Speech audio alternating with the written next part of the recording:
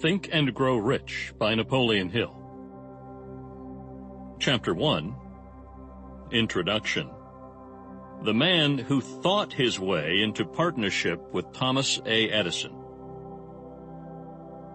Truly, thoughts are things, and powerful things at that, when they are mixed with definiteness of purpose, persistence, and a burning desire for their translation into riches or other material objects. A little more than 30 years ago, Edward C. Barnes discovered how true it is that men really do think and grow rich. His discovery did not come about at one sitting. It came little by little, beginning with a burning desire to become a business associate of the great Edison. One of the chief characteristics of Barnes' desire was that it was definite. He wanted to work with Edison, not for him. Observe carefully the description of how he went about translating his desire into reality, and you will have a better understanding of the 13 principles which lead to riches. When this desire, or impulse of thought, first flashed into his mind, he was in no position to act upon it. Two difficulties stood in his way. He did not know Mr. Edison, and he did not have enough money to pay his railroad fare to Orange, New Jersey. These difficulties were sufficient to have discouraged the majority of men from making any attempt to carry out the desire. But his was no ordinary desire. He was so determined to find a way to carry out his desire that he finally decided to travel by blind baggage rather than be defeated. To the uninitiated, this means that he went to East Orange on a freight train. He presented himself at Mr. Edison's laboratory and announced he had come to go into business with the inventor. In speaking of the first meeting between Barnes and Edison years later, Mr. Edison said, "He stood there before me looking like an ordinary tramp, but there was something in the expression of his face which conveyed the impression that he was determined to get what he had come after.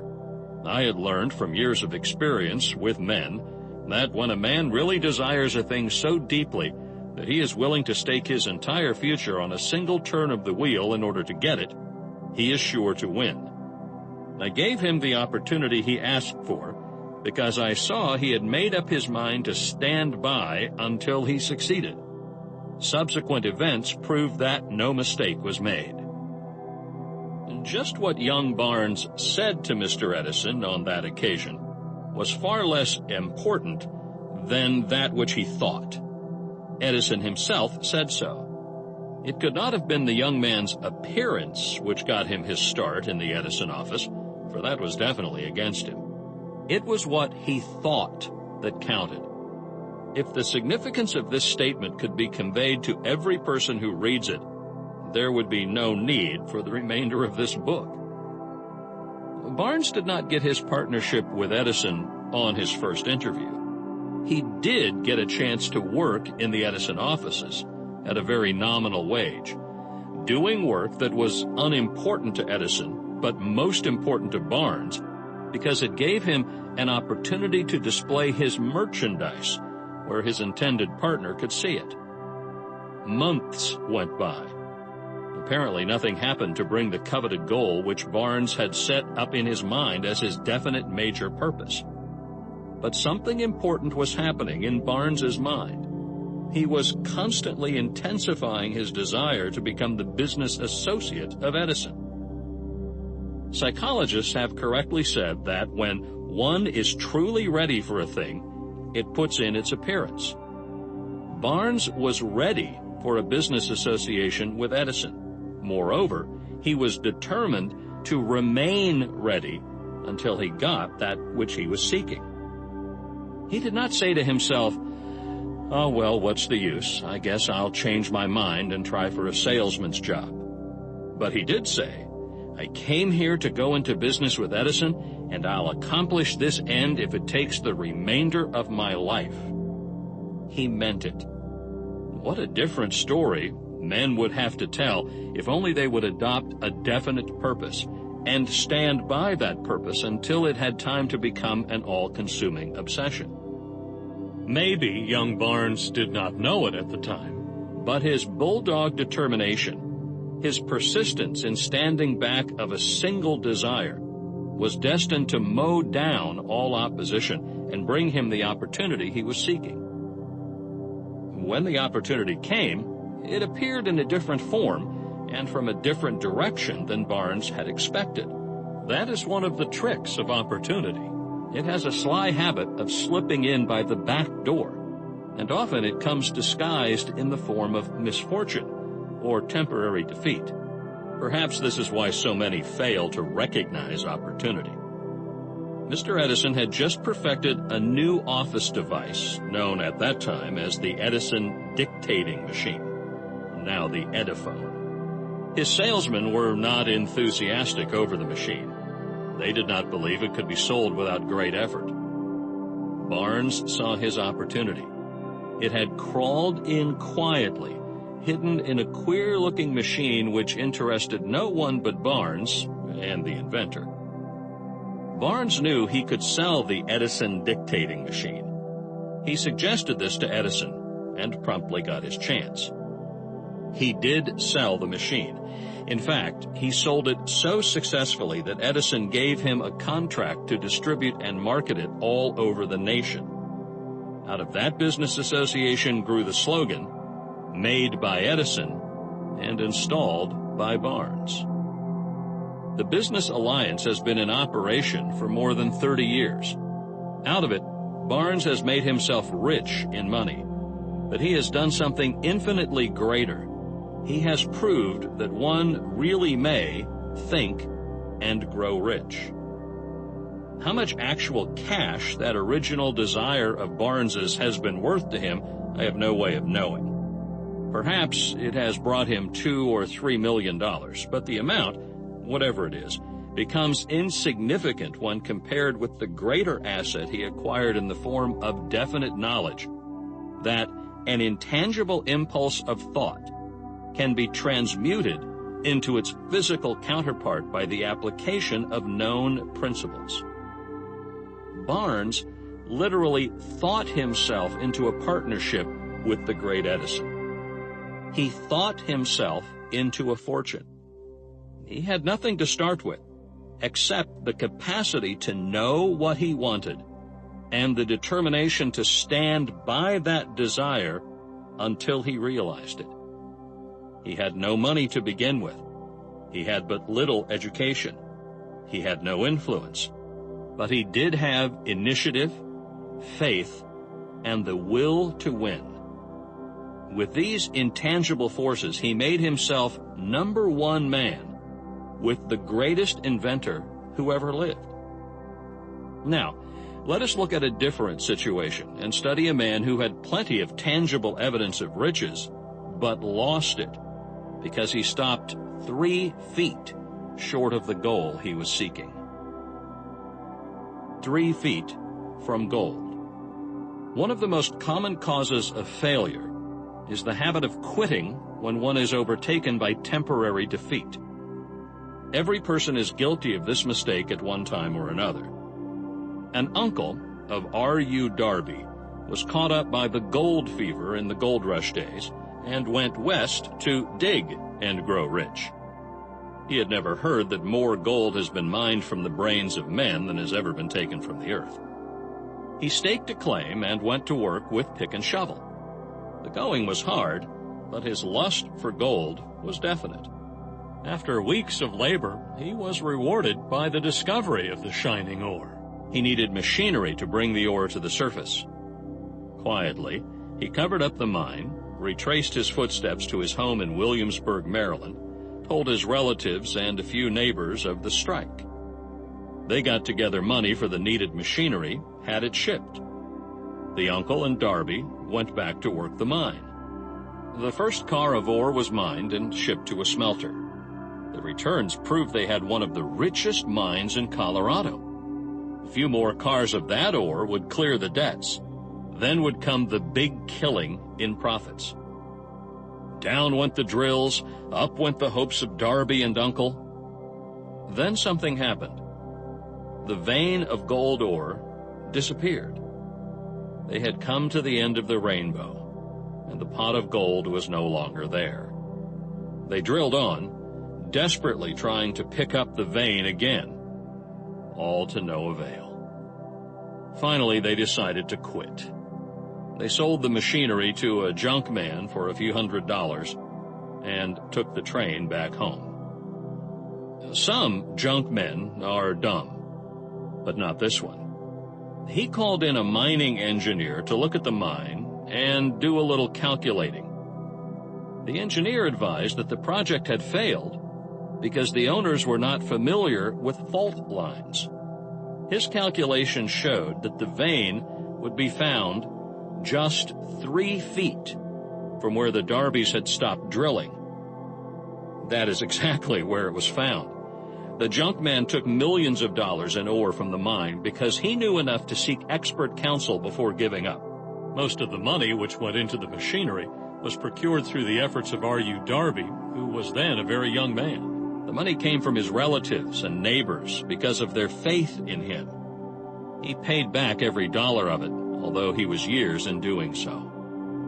Long afterward, Mr. Darby recouped his loss many times over when he made the discovery that desire can be transmuted into gold. The discovery came after he went into the business of selling life insurance.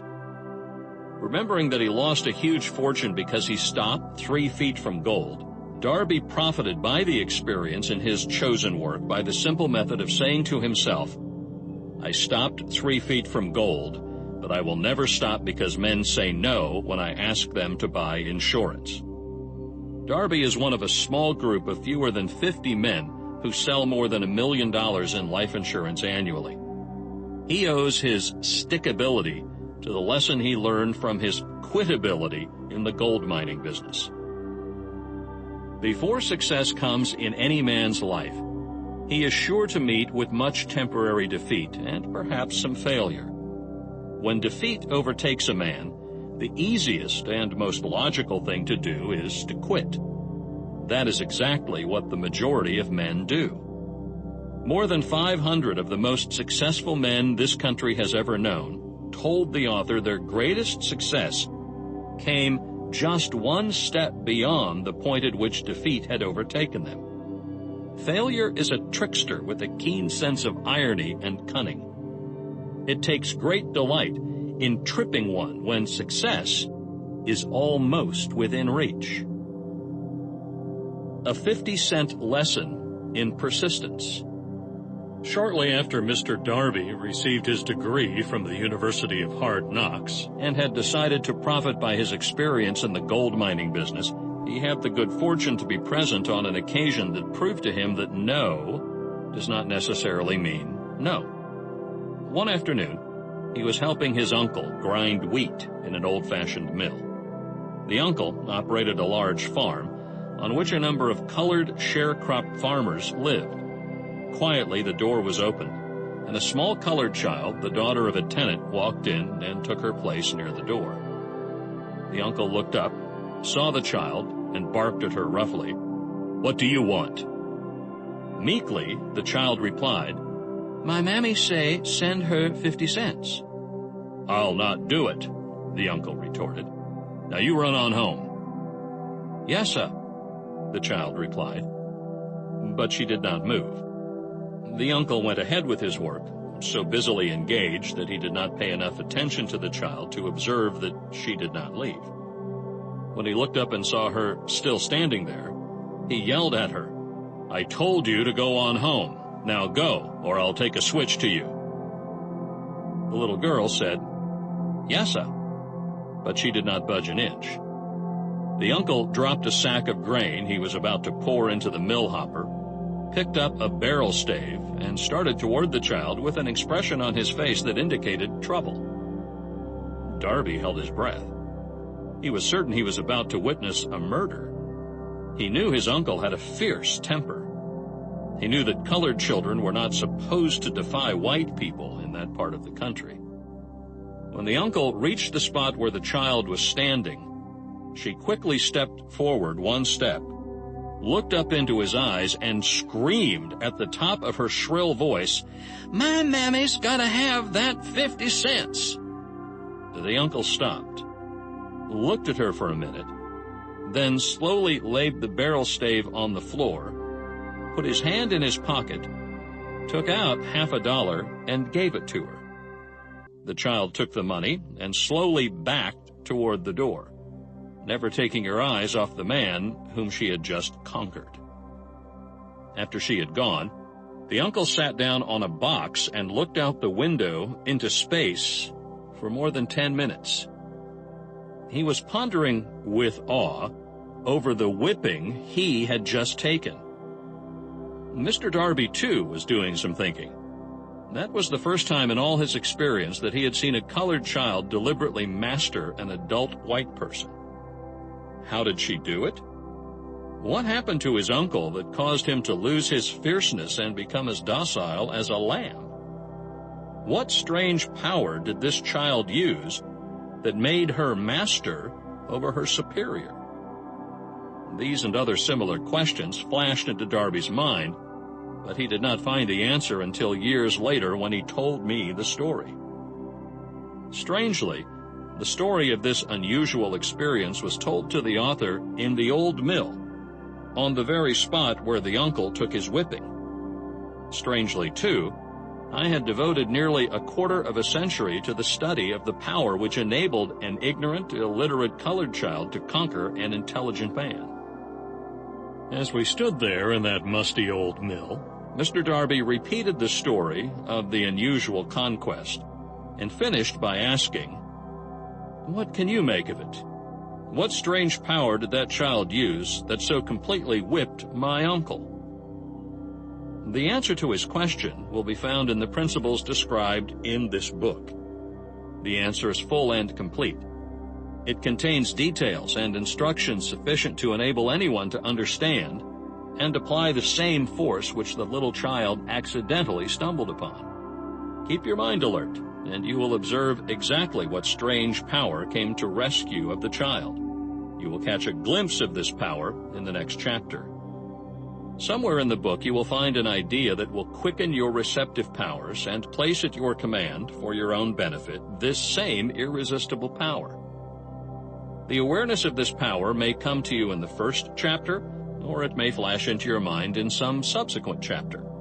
It may come in the form of a single idea, or it may come in the nature of a plan or a purpose. Again, it may cause you to go back into your past experiences of failure or defeat and bring to the surface some lesson by which you can regain all that you lost through defeat. After I had described to Mr. Darby the power unwittingly used by the little colored child, he quickly retraced his 30 years of experience as a life insurance salesman and frankly acknowledged that his success in that field was due in no small degree to the lesson he had learned from the child. Mr. Darby pointed out, "Every time a prospect tried to bow me out without buying, I saw that child standing there in the old mill with her big eyes glaring in defiance, and I said to myself, I've got to make this sale. The better portion of all sales I have made were made after people had said no." He recalled, too, his mistake in having stopped only 3 feet from gold. But, he said, that experience was a blessing in disguise. It taught me to keep on keeping on, no matter how hard the going may be, a lesson I needed to learn before I could succeed in anything. This story of Mr. Darby and his uncle, the colored child, and the gold mine, doubtless will be heard by hundreds of men who make their living by selling life insurance, and to all these, the author wishes to offer the suggestion that Darby owes to these two experiences his ability to sell more than $1 million of life insurance every year. Life is strange and often imponderable. Both the successes and the failures have their roots in simple experiences. Mr. Darby's experiences were commonplace and simple enough, yet they held the answer to his destiny in life. Therefore, they were as important to him as life itself. He profited by these two dramatic experiences because he analyzed them and found the lesson they taught. But what of the man who has neither the time nor the inclination to study failure in search of knowledge that may lead to success. Where and how is he to learn the art of converting defeat into stepping stones to opportunity? In answer to these questions, this book was written. The answer called for a description of 13 principles. But remember, as you listen, the answer you may be seeking to the questions which have caused you to ponder over the strangeness of life may be found in your own mind through some idea, plan, or purpose which may spring into your mind as you listen. One sound idea is all that one needs to achieve success. The principles described in this book contain the best and the most practical of all that is known concerning ways and means of creating useful ideas. Before we go any further in our approach to the description of these principles, we believe you are entitled to receive this important suggestion. When riches begin to come, they come so quickly, in such great abundance, that one wonders where they have been hiding during all those lean years. Now, this is an astounding statement, and all the more so when we take into consideration the popular belief that riches come only to those who work hard and long. When you begin to think and grow rich, you will observe that riches begin with a state of mind, with a definiteness of purpose, with little or no hard work. You and every other person ought to be interested in knowing how to acquire that state of mind which will attract riches. I spent 25 years in research, analyzing more than 25,000 people, because I, too, wanted to know how wealthy men become that way. Without that research, this book could not have been written. Here, take notice of a very significant truth, viz., the business depression started in 1929 and continued to an all-time record of destruction until sometime after President Roosevelt entered office. Then the depression began to fade into nothingness.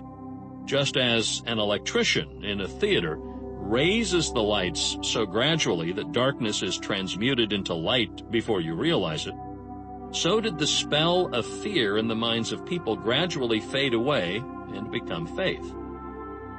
Observe very closely. As soon as you master the principles of this philosophy and begin to follow the instructions for applying those principles, your financial status will begin to improve, and everything you touch will begin to transmute itself into an asset for your benefit.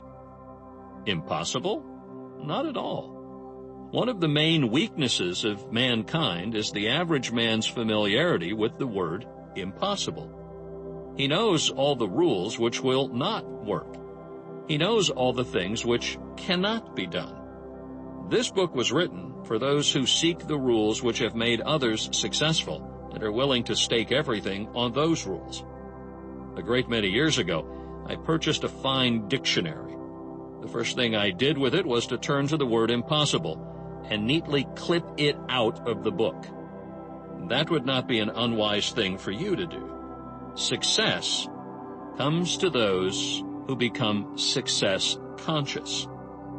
Failure comes to those who indifferently allow themselves to become failure conscious. The object of this book is to help all who seek it to learn the art of changing their minds from failure consciousness to success consciousness.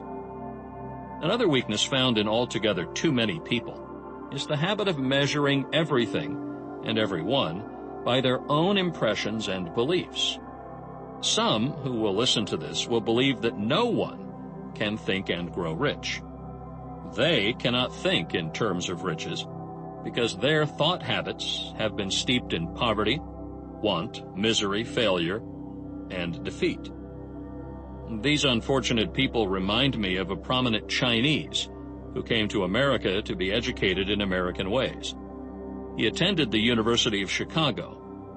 One day, President Harper met this young Oriental on the campus, stopped to chat with him for a few minutes, and asked what had impressed him as being the most noticeable characteristic of the American people. Why, Why, the Chinaman explained, the queer slant of your eyes. Your eyes are off slant. What do we say about the Chinese? We refuse to believe that which we do not understand. We foolishly believe that our own limitations are the proper measure of limitations. Well, sure, the other fellow's eyes are off slant because they are not the same as our own. Millions of people look at the achievements of Henry Ford after he has arrived and envy him because of his good fortune or luck or genius or whatever it is that they credit for Ford's fortune. Perhaps one person in every 100,000 knows the secret of Ford's success, and those who do know are too modest or too reluctant to speak of it because of its simplicity. A single transaction will illustrate the secret perfectly. A few years back, Ford decided to produce his now famous V8 motor. He chose to build an engine with the entire 8 cylinders cast in one block, and instructed his engineers to produce a design for the engine. The design was placed on paper, but the engineers agreed, to a man, that it was simply impossible to cast an 8-cylinder gas engine block in one piece. Ford said, "Produce it anyway." "But," they replied, "it's impossible." "Go ahead," Ford commanded, "and stay on the job until you succeed, no matter how much time is required." The engineers went ahead. There was nothing else for them to do if they were to remain on the Ford staff. 6 months went by. Nothing happened. Another 6 months passed, and still nothing happened. The engineers tried every conceivable plan to carry out the orders, but the thing seemed out of the question. Impossible. At the end of the year, Ford checked with his engineers, and again they informed him they had found no way to carry out his orders. "Go right ahead," said Ford. "I want it, and I'll have it." They went ahead, and then, as if by a stroke of magic, the secret was discovered. The Ford determination had won once more. This story may not be described with minute accuracy, but the sum and substance of it is correct. Deduce from it, you who wish to think and grow rich, the secret of the Ford millions, if you can. You'll not have to look very far. Henry Ford is a success because he understands and applies the principles of success. One of these is desire, knowing what one wants. Remember this Ford story as you listen, and pick out the lines in which the secret of his stupendous achievement has been described. If you can do this, if you can lay your finger on the particular group of principles which made Henry Ford rich, you can equal his achievements in almost any calling for which you are suited. You are the master of your fate, the captain of your soul, because when Henley wrote the prophetic lines, "I am the master of my fate, I am the captain of my soul," he should have informed us that we are the masters of our fate, the captains of our souls, because we have the power to control our thoughts. He should have told us that the ether in which this little earth floats, in which we move and have our being, is a form of energy moving at an inconceivably high rate of vibration, and that the ether is filled with a form of universal power which adapts itself to the nature of the thoughts we hold in our minds and influences us, in natural ways, to transmute our thoughts into their physical equivalent. If the poet had told us of this great truth, we would know why it is that we are the masters of our fate, the captains of our souls. He should have told us, with great emphasis, that this power makes no attempt to discriminate between destructive thoughts and constructive thoughts, that it will urge us to translate into physical reality thoughts of poverty just as quickly as it will influence us to act upon thoughts of riches. He should have told us, too, that our brains become magnetized with the dominating thoughts which we hold in our minds, and by means with which no man is familiar, these magnets attract us to the forces, the people, the circumstances of life which harmonize with the nature of our dominating thoughts. He should have told us that before we can accumulate riches in great abundance, we must magnetize our minds with intense desire for riches, that we must become money conscious until the desire for money drives us to create definite plans for acquiring it. But being a poet and not a philosopher, Henley contented himself by stating a great truth in poetic form, leaving those who followed him to interpret the philosophical meaning of his lines. Little by little, the truth has unfolded itself, until now it appears certain that the principles described in this book hold the secret of mastery over our economic fate. We are now ready to examine the first of these principles. Maintain a spirit of open-mindedness, and remember, as you listen, they are the invention of no one man. The principles were gathered from the life experiences of more than 500 men who actually accumulated riches in huge amounts. Men who began in poverty, but with little education, without influence. The principles worked for these men. You can put them to work for your own enduring benefit. You will find it easy, not hard, to do. Before you listen to the next chapter, I want you to know that it conveys factual information which might easily change your entire financial destiny, as it has so definitely brought changes of stupendous proportions to two people described. I want you to know also that the relationship between these two men and myself is such that I could have taken no liberties with the facts, even if I had wished to do so. One of them has been my closest personal friend for almost 25 years. The other is my own son. The unusual success of these two men, success which they generously accredit to the principle described in the next chapter, more than justifies this personal reference as a means of emphasizing the far-flung power of this principle. Almost 15 years ago, I delivered the commencement address at Salem College, Salem, West Virginia.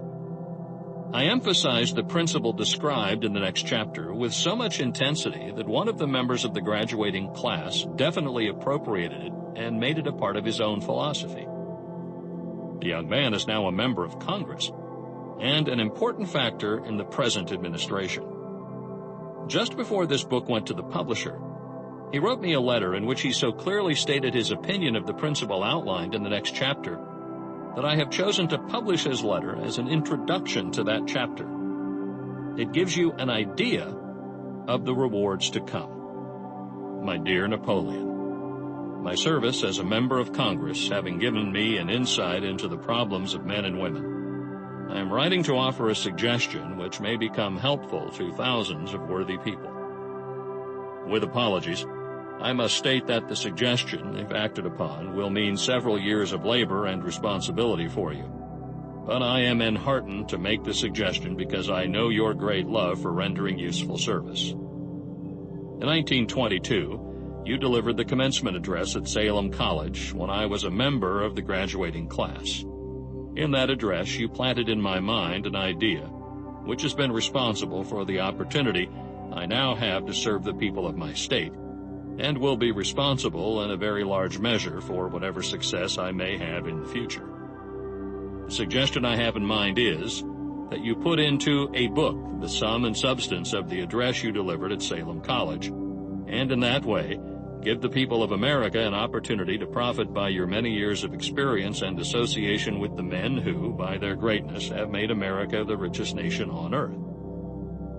I recall, as though it were yesterday, the marvelous description you gave of the method by which Henry Ford, with but little schooling, without a dollar, with no influential friends, rose to great heights. I made up my mind then, even before you had finished your speech, that I would make a place for myself, no matter how many difficulties I had to surmount. Thousands of young people will finish their schooling this year, and within the next few years.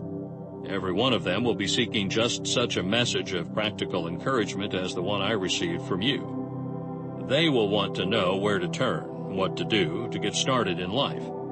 You can tell them, because you have helped to solve the problems of so many, many people. If there is any possible way that you can afford to render so great a service, may I offer the suggestion that you include with every book one of your personal analysis charts in order that the purchaser of the book may have the benefit of a complete self-inventory, indicating, as you indicated to me years ago, exactly what is standing in the way of success.